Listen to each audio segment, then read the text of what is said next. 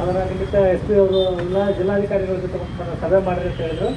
ಆ ಸಭೆ ಮಾಡಿದ್ದೀವಿ. 1 ವಾರ ಗಡುವುಗಳನ್ನು ಜಿಲ್ಲಾಧಿಕಾರಿಗಳು ಕೊಟ್ಟಿದ್ದಾರೆ. 1 ವಾರ ಅದೇನಾದರೂ ಕಾರ್ಖಾನೆಯ ಪರವಾಗಿ ಬಂದಿದ್ದು ನಿಜ ಆದರೆ ನಾವು ಉಗ್ರ ಹೋರಾಟಕ್ಕೆ ನಾವು ಮುಂದಾಗ್ತಾ ಇದ್ವಿ. ಹಾಗೂ ಏನು ಬಾಧಿತ ಹಳ್ಳಿಗಳು 20 ಹಳ್ಳಿಗಳನ್ನು ಸೇರಿಸಿಕೊಂಡು ಕೊಪ್ಪಳ ಎಲ್ಲ ರೈತರನ್ನ ಸೇರಿಸ್ಕೊಂಡು ಉಗ್ರ ಹೋರಾಟಕ್ಕೆ ಮುಂದಾಗ್ತಾ ಇದ್ದೀವಿ. ಕಾರ್ಖಾನೆಗಳ ದೊಡ್ಡ ಬೆದರಿಕೆಗೆ ಈಗ ಆಲ್ರೆಡಿ ನಮಗೆ ಬೆದರಿಕೆಗಳು ಎಲ್ಲ ಬರೋಕ್ಕೆ ಸ್ಟಾರ್ಟ್ ಆಗಿದೆ ಸರ್. ಅಂಥ ಹೆದರಿಕೆಗೆ ಎದುರದೆ ಮುಂದಿನ ಮಕ್ಕಳ ಭವಿಷ್ಯಕ್ಕಾಗಿ, ನಮ್ಮ ಭೂಮಿಗಾಗಿ, ನಮ್ಮ ನೀರಿಗಾಗಿ ನಾವು ಹೋರಾಟವನ್ನು ನಿಲ್ಲಿಸೋದಿಲ್ಲ, ಮುಂದುವರಿಸ್ತೀವಿ.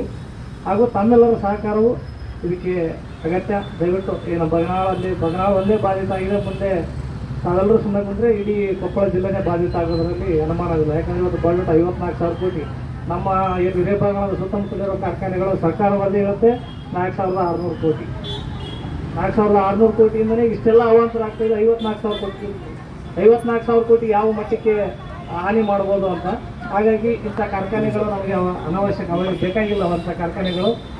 ಇಂಥ ಕಾರ್ಖಾನೆಗಳನ್ನು ರೈತರು ಹೊರತುಪಡಿಸಿ ಇಲ್ಲಿನ ಜನರ ಜೀವ ಉಳಿಸೋದು ಮುಖ್ಯ. ಇವತ್ತಕ್ಕೆ ಯಾವುದಾದ್ರು ಇಲಾಖೆ ಸರ್ KIDB ಅದು ದೌರ್ಜನ್ಯದಿಂದ ರೈತರ ಭೂಮಿಯನ್ನು ಕಿತ್ಕೊಂಡು ಇಂಥ ಕಾರ್ಖಾನೆಗಳನ್ನು ಕೊಟ್ಟು ರೈತರನ್ನು ಗುಳೆ ಹೋಗುವಂಥ ಕೆಲಸವನ್ನು ಇವತ್ತು ಸರ್ಕಾರ ಹಾಗೂ ಇಲಾಖೆ ಅಧಿಕಾರಿಗಳು ಮಾಡ್ತಾಯಿದ್ದಾರೆ. ಇದಕ್ಕೆ ಯಾವುದೇ ರೈತರು ಬಗ್ಗದೆ ರೈತ ಸಂಘಗಳ ಮೂಲಕ ಹಾಗೂ ರೈತ ಹೋರಾಟಗಾರರ ಮೂಲಕ ಇದನ್ನು ಸರ್ಕಾರಕ್ಕೆ ಮುಟ್ಟಿಸುವ ಮುಖಾಂತರ ರೈತರನ್ನ ಉಳಿಸಬೇಕು, ರೈತರನ್ನ ಬೆಳೆಸಬೇಕಂತ ಕೇಳಿಕೊಂಡು ಏನು ನಾವು 1 ವಾರ ಜಿಲ್ಲಾಧಿಕಾರಿಗಳು ಗಡುವು ಕೊಟ್ಟಿದ್ದಾರೆ. ಆ ಗಡುವಿನ ನಂತರ ನಮ್ಮ ಹೋರಾಟವನ್ನು ಸರ್ ಮುಖಾಂತರನೇ ನಾವು ಮುನ್ನಡೆಸ್ತೀವಿ ಇದನ್ನು. ಹಾಗಾಗಿ ತಮ್ಮ ಸಹಕಾರವೂ ಬೇಕು. ಏನು ಕೊಪ್ಪಳದ ಜಿಲ್ಲೆಯ ಜನತೆ ಸಹಕಾರವೂ ಇದಕ್ಕೆ ಅಗತ್ಯ. ಎಲ್ಲರೂ ಈ ಹೋರಾಟಕ್ಕೆ ಬೆಂಬಲಿಸ್ತೀರಿ ಅಂದ್ಕೊಂಡಿದ್ದೀನಿ.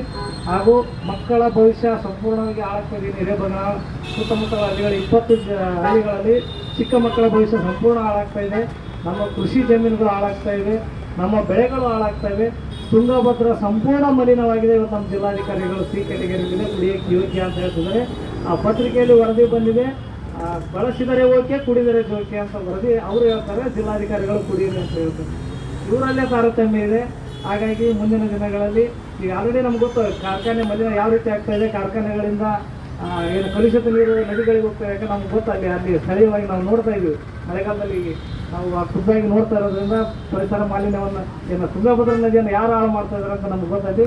ಈ ಅಧಿಕಾರಿಗಳಾದರೂ ಸರ್ಕಾರ ಆಯ್ತು ಈ ರೈತರ ಬಗ್ಗೆ ತುಪ್ಪ ಹಚ್ಚೋ ಕೆಲಸವನ್ನು ಕೊಡಬೇಕು. ಮುಂದಿನ ದಿನಗಳಲ್ಲಿ ನಾವು ಉಗ್ರ ಹೋರಾಟಕ್ಕೆ ಮುಂದಾಗ್ತೀವಿ. ತಮ್ಮಗಳ ಸಹಕಾರವಾಗತ್ತೆ ಅಂತೇಳಿ ನನ್ನ ಮಾತನ್ನು ಮುಗಿಸ್ತೇನೆ. ಧನ್ಯವಾದಗಳು. ಜೈ ಜವಾನ್ ಜೈ ಕಿಸಾನ್.